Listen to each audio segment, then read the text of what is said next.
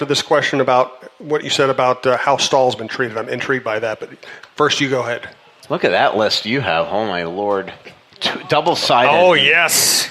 I think I'm gonna go play in traffic after this podcast. Well, the one thing I've learned about the podcast, try to ask the questions before Vicky, before Reddit gets involved into it. Reddit. So my question is, in your opinion, do you think Fenton is going to try to trade a guy he doesn't like for a lesser return? Well, he traded Nino. Yeah. That's reality. They didn't love Nino.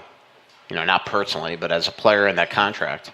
13 points in 13 games when he's on the right side, though. Mm-hmm.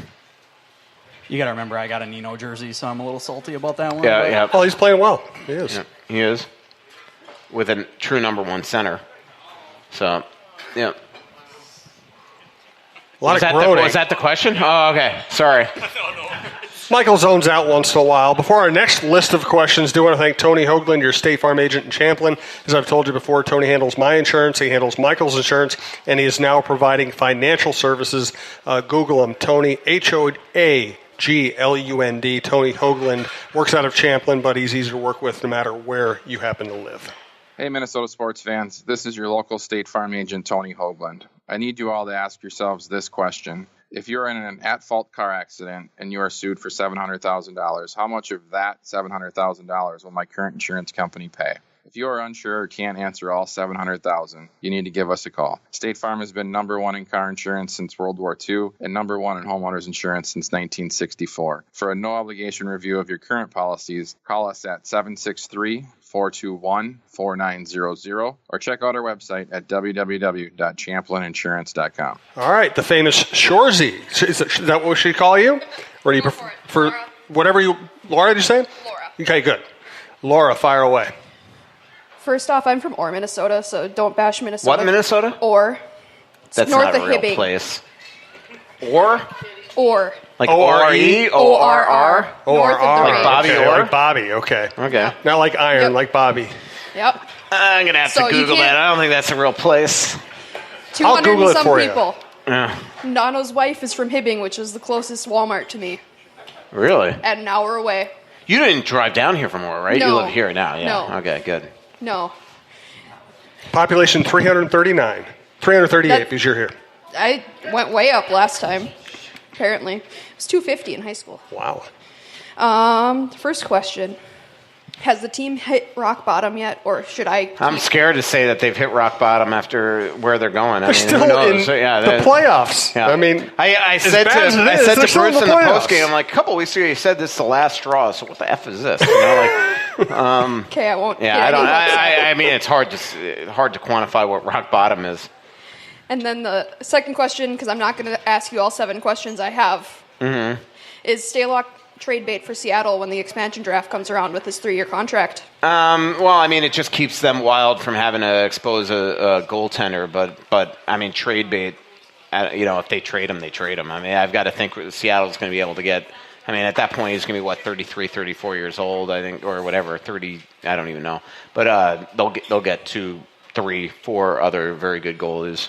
So, Lori, feel free to ask another if you like. I already gave up. Okay, well, thank you. Thanks for being here. Mary, you how ripped you doing? it up. Thanks. You ripped it up. Boy, I tell you what, the preparation level Yeah, of my God. of the people who come out to our shows, it used to be people who stumble up drunk to the mic and say, what are they going to do?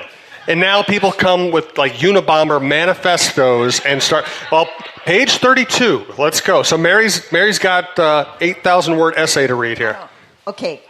Well, this is a question from Kyler Vasfaret. I'm not sure if I'm pronouncing Yep, it. Yeah. Kyler's a longtime listener. He feels that he possibly could be muted by you, but he's not sure. So he wanted me to ask this question. One of millions. Kyler, how much does contract and protecting veteran egos go into determining the lineup? Yes. I understand it plays a role, but recently Bruce said when asked about Ek and Kunnan, quote, if they play well, I will find them more minutes. Well, since that quote, those two have been the only forwards going. They both got some power play time yesterday, but were separated, and at one point were tasked with dragging Rask around. That's good writing right there. That's professional level writing. Tasked with dragging Rask around. tasked- I'm going to steal Usually that. I use the word saddled. Tasked with Rask. At what point does Bruce finally just put his best players forward together in Parisi, Ekkonen, and let them forecheck the other team to oblivion? I mean, that's a way to go. I don't know. I mean, yes. Thanks, Barry. To answer the first question, absolutely. I mean, I said it the other day. There's a dynamic with this team that I think has blocked guys like from Nino from excelling, Eric Holla from excelling. And we're seeing it with Eriksson Ek playing well now. Now Koivu's not in the lineup, so he's not blocked out, so he's playing much, much better. He feels like he has a responsibility and a role. I was talking about that today. I mean, we saw Eric Holla score 29 goals last year for him, for Vegas, and that's because he's always been behind guys like Hansel, Stahl. Sorry, I'm laughing because I thought of something that somebody said to me today about Hansel. And Koivu, and then same thing with Nino. It's like he never could get above. But a lot of it is the dynamic that's created on this team. There's guys, this is why I would never sign guys to 13-year deals and sign 33-year-olds to major contract extensions too, because one would hope in that stretch of games that you're going to be able to get younger, better players to move above them in the lineup, but there's this dynamic that's created that they always have to be in that position, and then you have other issues that you deal with if they're not on the ice. So to answer Kyler's question, yes, and I don't think he's muted. So. I just miss a lot of stuff, especially lately. Such a landmine, my Twitter account. Well, I miss stuff, and I don't have nearly the number of. I don't have nearly the activity on mine that you do. Yeah, on I'd yours. say like even last night, like I wasn't paying attention to what the fans were saying during the game because I was writing the Madonna piece, and then but during my tweet deck sometimes during games it looks like a Price is Right wheel. Like if I don't look at the mentions right away, it's going to be. Gone by the time that I even notice. So, what's up there, Chris? Boy, another questioner with notes. I can't believe the notes that everybody's taking. Seriously, we should start selling notebooks. Like, look at the you amount guys of writing you have 40, on 50 here. years of combined journalistic experience, so it's a little bit more. You're a little bit easier to deal with or get your prep. But anyway,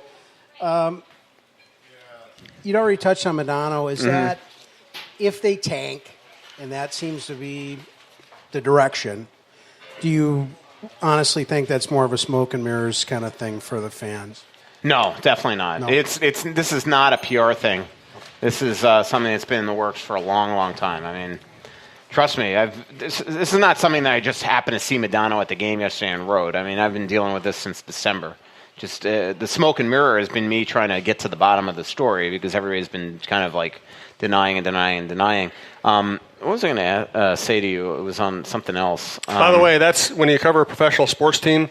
That's how you know something's true is when they deny it. Yeah, I mean Bob Ryan has a great line that says, "Always assume you're being lied to, and don't take it personally." Which is probably the second part of that. I don't take it. I don't. I have trouble with the second part of that. Yeah. I get my mother called. Anybody want to call her back? Chris, go call Michael's mother. Yeah. There was something that you said that popped in my head, but I've lost my train of thought there, Chris. But anything else? The second question was, if everything goes down in the dumpster fire, would you think it's plausible to shut a guy down like Suter, say, I mean, you're at 80%? Yeah. I mean, no. I mean, it's going to be up to him. Thanks, Chris. You know what you said, the tank word was interesting, and this popped in my head the other day. Like, of all years for the Wild to be this type of train wreck, it's this year. Like, are you kidding? Like, finally the West is there for the taking. Like, is there one team right now that you look at and say they're just 100% going to represent the West in the Western Conference Final? Like, Nashville is extremely beatable. Winnipeg, Connor Hellebuck's come back to earth.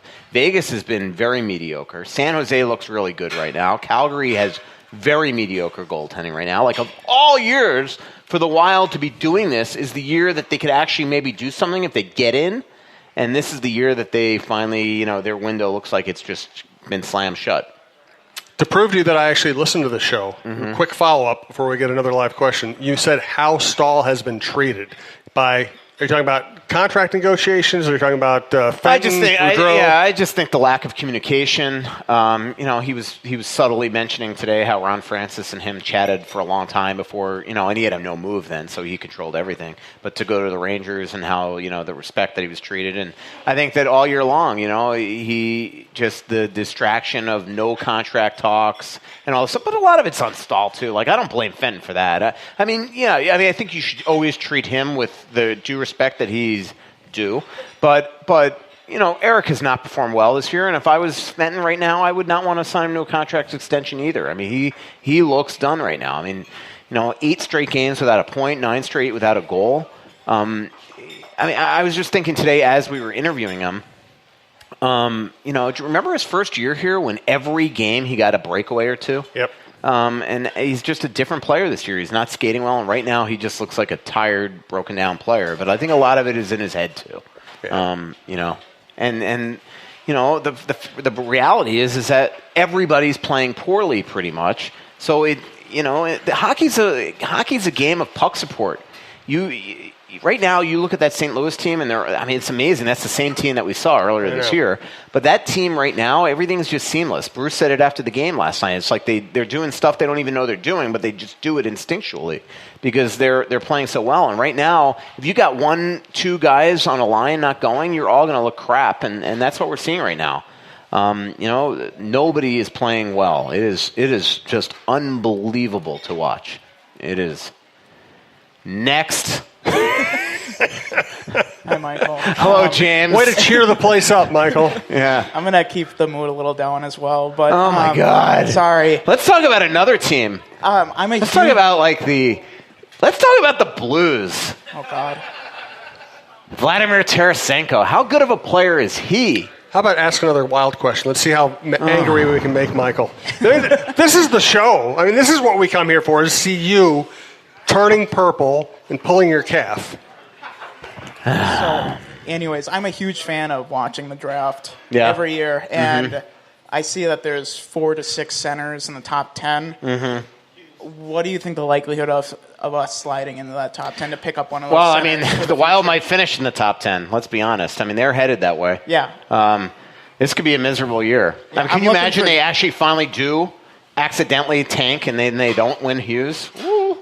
Anyway, that would be the dream. But you're right. I mean, they've got the one thing I've said on a couple shows this week is Paul's to-do list has got to be intimidating right now from a new GM standpoint. I mean, long-term, he's got to be worried about where they're going with goaltending. Not even long-term, short-term. Like if Doobie, like it is now an issue where next year they got to figure out if Doobie's the guy. And if not, how do you react to that? I mean, that... Koivu's now coming off a torn ACL and meniscus. Stahl probably will not be here. Yeah. Eriksson Ek, I'm sorry. I love how he's playing, but if Eriksson Ek is going to be the answer in a top 6 center next year, you're going to be disappointed. So they've got now long-term problems and short-term problems at goal, in the middle, and potentially on the blue line if he blows that up. That's usually center, goalie, and defense, pretty much where you got to build a franchise. So they've got some issues to deal with. And kind of jumping off of what you just said, with the potential of us trading a player for a late first round pick, even though it might be slight, do you see us potentially going after a goalie, either trading back that first round pick to a second round pick early on? It's all going to depend. I don't know who's available, and it's all going to depend what's going on. But the way goalies are in the NHL, I mean, what's like I can think of, like, Price was a first-rounder, obviously. Doobie. But everybody else, I can't think of. Vasilevsky, first round? Was he a first-round pick? He might have been first or second. You might be right. I mean, but what my point is that goaltenders are such a crapshoot. Yep. That a lot of teams don't want to waste a first-round pick on a goal, especially when you have other needs out there. So a lot of it's going to depend on who's out there. Mm-hmm. There's who was I watching the other day? Just look at Binnington. I mean, here's somebody who was a second or third round pick. He spent 4.5 years in the minors, and he's off to a 12-1 start in his NHL career with 4 shutouts. It takes time to become a real quality goalie in this year, and that's why it's like I get it with Wild fans wanting Kakkonen here right away, but let's all hit the brakes here. To get to Philip's question about maybe potentially Vicky ruining maybe sending Cunn and Erickson Deck down because of the. I think he was inferring like the toxic situation potentially here. The one guy I definitely wouldn't